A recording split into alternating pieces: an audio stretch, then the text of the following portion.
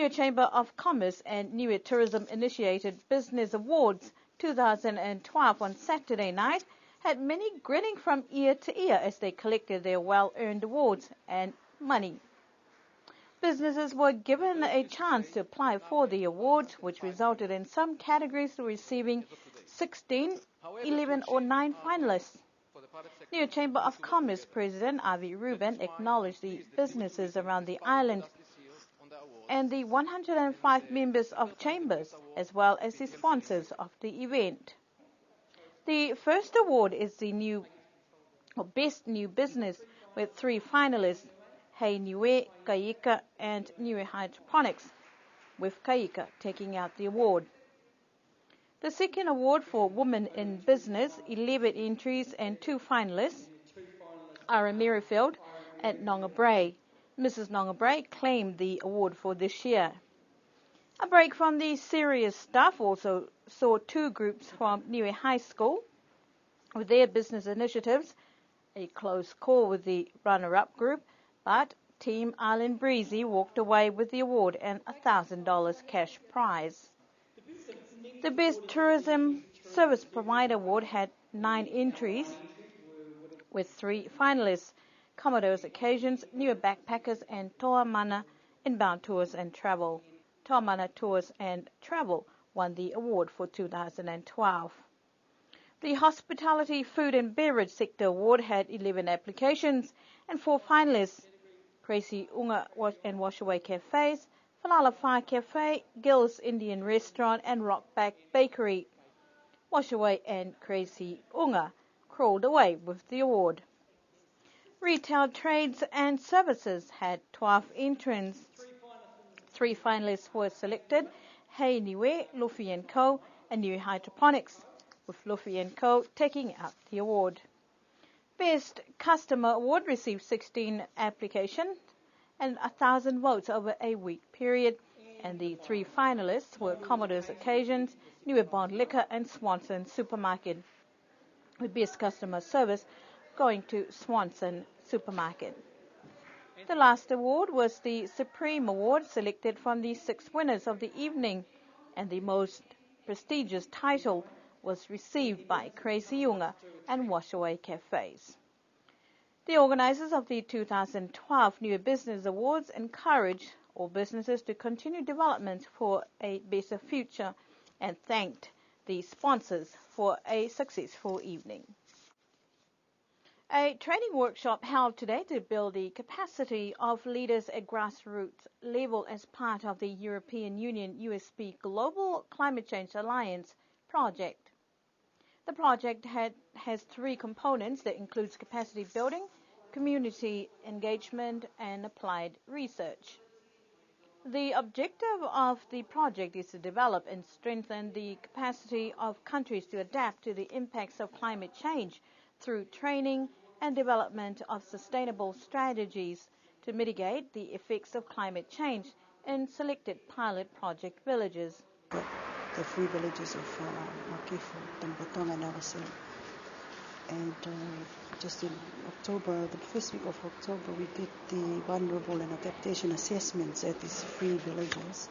And today is culmination of all the assessments and educating the communities on how they could combat climate change. So the main aim of the project is to equip participants with the knowledge to become effective agents of change and develop resilience to combat climate change impacts. And there are 2 objectives of this workshop today. The first one is prepare the free communities to equip them with the knowledge and the ability to support and guide their own communities in their efforts to adapt to climate change. And the other one is just to improve the community's understanding of climate change and appropriate ways to adapt to its effects.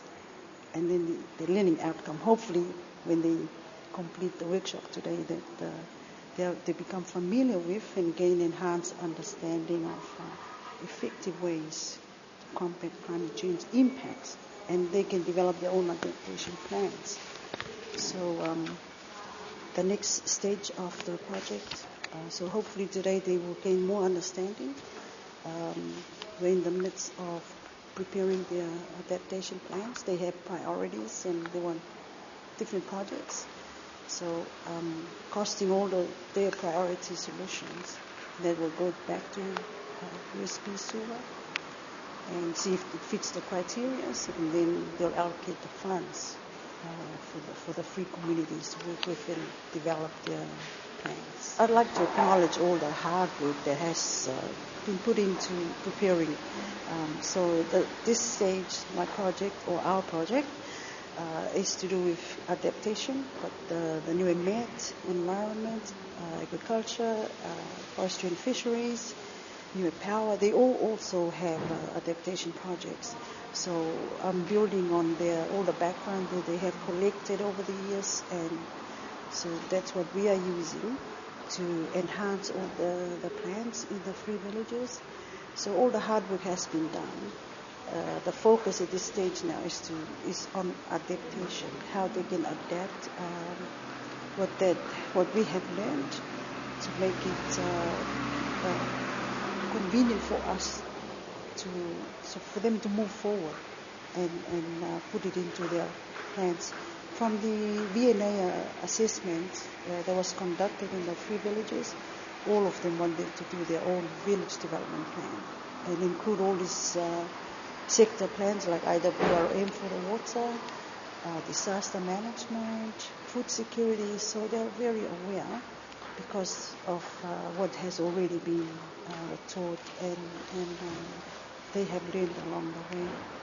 I'm pleased to say that Niue is now number 2 of all the 15 countries in the Pacific who are involved under this project. Vanuatu has completed their VNA assessment, and then Niue also.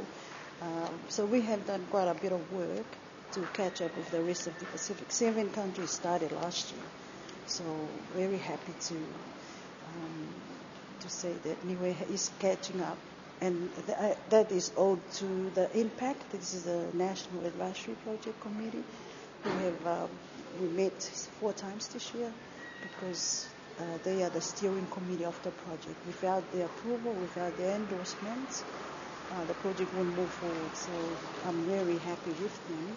And also, I'd like to thank all the free communities, Matefu, Tamakatama, and Aracel, for their cooperation and working together in collaboration. So hopefully today, these free sister villages can form network and they can assist and help each other and not competing with each other. So sort of complement each other in terms of knowledge. The chairman of the NPAC committee, Honourable Tungia Soni Holo, said that in light of the various climate change awareness projects already on the island, the hope is that the GCCA project will be able to find ways to collaborate with other projects and avoid any duplication of activities. There are representatives from various sectors that also provide insight on ways to raise awareness levels at grassroots. The hope is that through this project, villagers will be able to develop village plans to secure funding in future for activities. The new board of directors for Niue Development Bank has been appointed for a term of 2 years. The board of directors, who were appointed last month, is headed by the chairperson, Mrs. Ida Talangi-Hekesi. Directors of the board are Mr. Avi Rubin, Mrs. Teresa Scott, Mr. Michael Jackson, and ex-officio from Government's Treasury Department. The board will hold office till October 2014. The Oceania Customs Organisation Secretariat is holding training this week with customs staff in preparations for the introduction of free trade agreements into the region.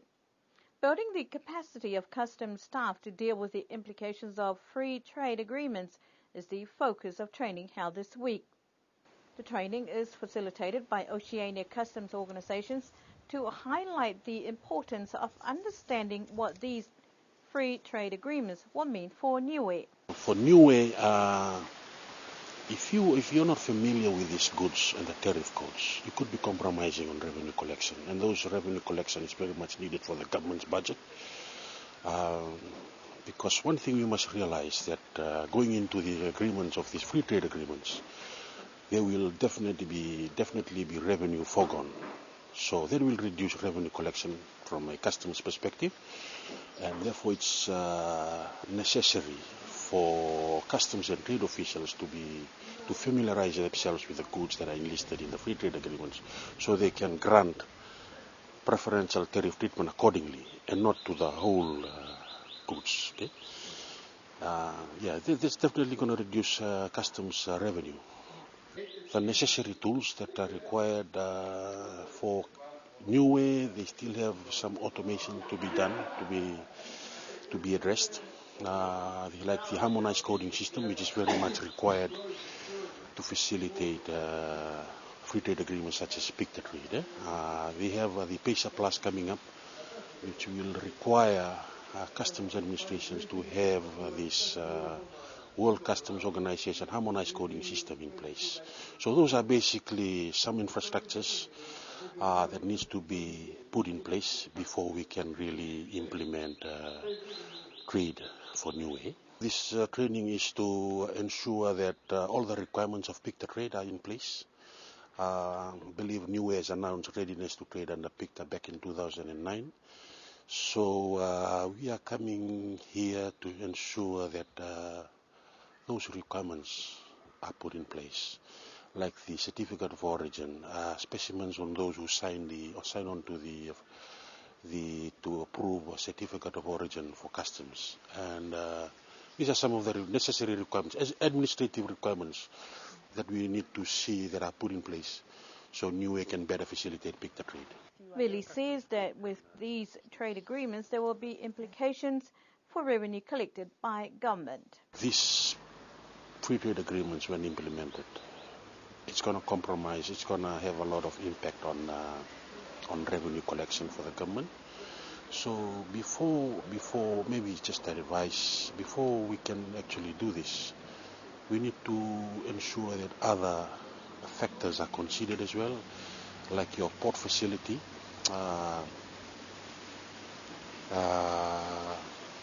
It's no use having to facilitate trade in customs and then you're taking longer at the port to offload your containers. The training will conclude on Thursday. Last Saturday, Liku Ecclesia parishioners celebrated the completion of renovations to the pastor's house. An Ecclesia Liku representative said that the house has been renovated following a cyclone back in the 60s, and since then there has been a few minor refurbishments and changes. But the project overhaul to the pastor's residence that began in August this year is one of the biggest renovation projects that the village has done at the pastor's house. The blessing and opening of the newly renovated building was held on Saturday, with a feast that followed, much to the delight of those who have put in time and effort to get the pastor's residence ready. For those who were present, it was an opportunity to have a look around and see the major changes and refurbishments to the house. The project was made possible with funds from the Liku Ecclesia and the Niue government. To end our news bulletin for tonight, last Saturday was Toys' turn to shine as they hosted the Village Show Day, an initiative that was started up by the women's group of the village last year, where it has now grown and generated much interest.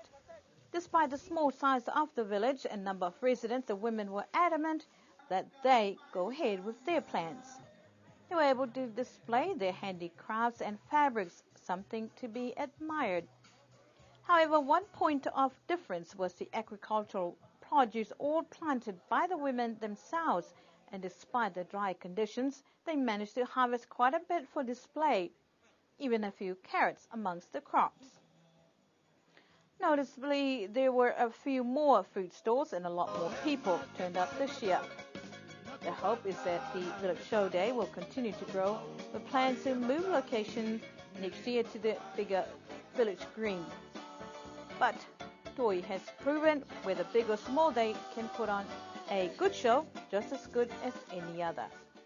That's our news bulletin for tonight. Good evening.